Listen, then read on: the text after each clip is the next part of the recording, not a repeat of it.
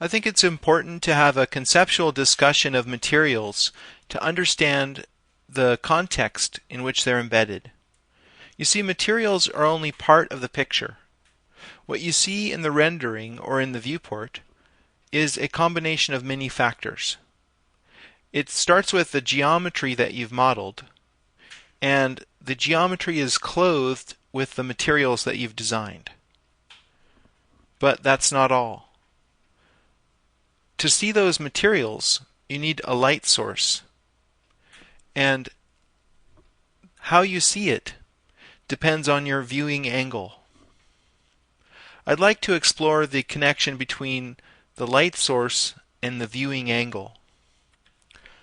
By default, when you're modeling, you have a single light source. Imagine that it's just over your shoulder, shining ahead of you, so that when you orbit, anything that you're looking at is illuminated. There are no shadow areas.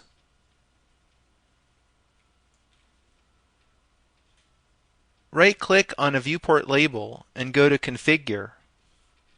On the Rendering Method tab, you can change from one light to two lights. This can also be useful for modeling because you will see some shaded areas. However, in this system, the lights remain fixed. As you orbit around, you'll notice that there are some shadow areas.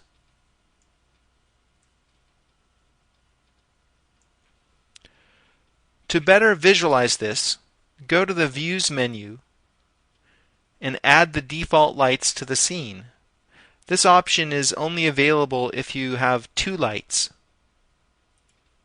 And we'll add the key light and the fill light to the scene. I'll use a small distance scaling so that the lights are close to this little teapot. Now I'll zoom out, and you can see that there are two lights here now. They're opposite each other. One is called the key light, and the other is the fill.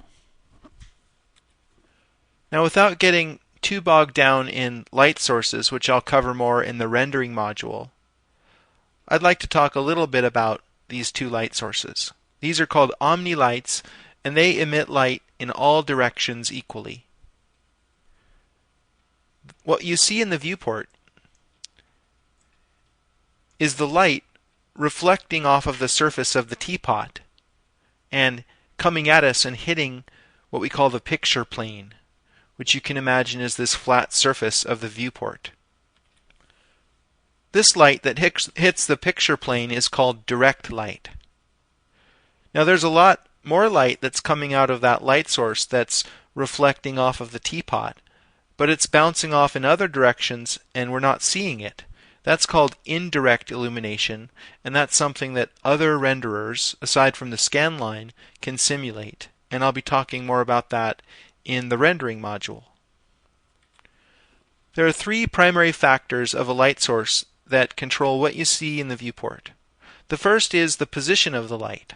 Just by moving this light around, you'll see that the illumination is changing on the teapot. Another important factor is the intensity of the light, and that's controlled here by its color. I can dim the light by decreasing its value, and the teapot will get darker. I can also give the light a hue. What if I make this a green light? Well, then the teapot is going to show up with a different color, even though the material might be purple. If I change the hue, it's going to look red, or whatever color is the combination of the light color and the material color.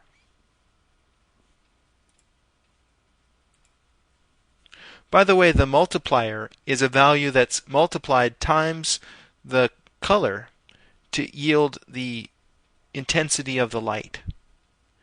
You can make the light brighter than pure white by increasing the multiplier.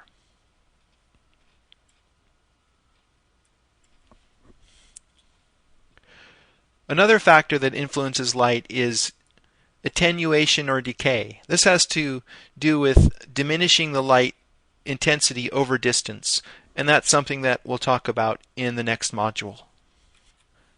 The last factor that influences an image is the viewing angle, and it might be helpful to define a couple of terms to help us understand materials. And this has to do with the relationship between the light, the geometry, and the viewer. Imagine light rays coming out of this light source in all directions. Some of those light rays hit the teapot, and the angle that they hit the surface is called the angle of incidence. Those light rays reflect off the teapot, and they come at us and hit the picture plane so that we can see the teapot. And the angle that they leave the surface is called the viewing angle. In the next video, I'll describe how the angle of incidence and the viewing angle are taken into account within the material to ultimately describe the surface.